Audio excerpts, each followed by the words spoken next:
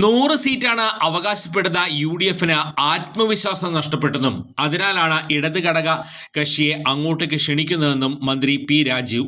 ഇടതുമുന്നണിക്ക് നല്ല ആത്മവിശ്വാസമുണ്ട്, ഏതെങ്കിലും കക്ഷിയെ കിട്ടുമോ എന്നാണ് UDF നോക്കുന്നത്. കത്തോലിക്ക സഭയുടെ ആശങ്കകൾ പരിഹരിക്കാൻ സർക്കാർ ഇടപെടുന്നുണ്ട്. ഭിന്നശേഷി നിയമനം ഉൾപ്പെടെയുള്ള കാര്യങ്ങളിൽ ഇടപെടൽ നടത്തുന്നു.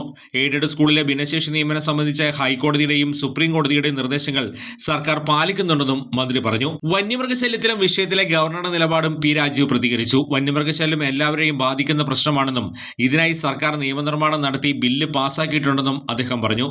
ഗവർണർ ഈ ബില്ല് രാഷ്ട്രപതിക്ക് അയക്കാൻ വൈകിയതാണ് പ്രശ്നം. കത്തോലിക്ക സഭയ്ക്ക് പ്രത്യേക രാഷ്ട്രീയ ലക്ഷ്യമുണ്ടെന്ന് കരുതുന്നില്ല. JB കോശി കമ്മീഷനെ നിയോഗിച്ചത് തന്നെ സർക്കാരാണ്.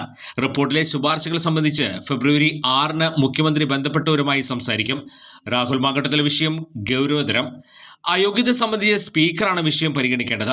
കോൺഗ്രസ് ഗത്യന്തരമില്ലാതെയാണ് നടപടി എടുക്കുന്നതെന്നും അദ്ദേഹം കൂട്ടിച്ചേർത്തു.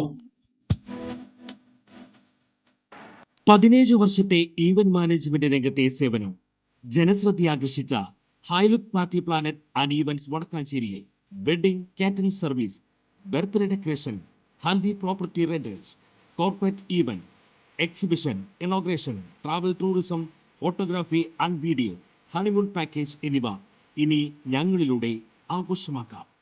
ഹൈലുക്ക് പാർട്ടി പ്ലാനറ്റ് ആൻഡ് ഈവന്റ്സ്, ജോസൺസ് ബിഡേ, near Saint Francis church, Vadakkanchery, Thrissur.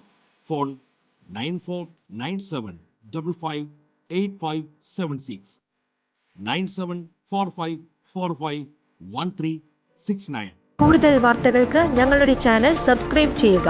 Facebook follow up ചെയ്യുക. വാർത്തകൾ വേഗത്തിലറിയാൻ എനി ടൈം ന്യൂസ്.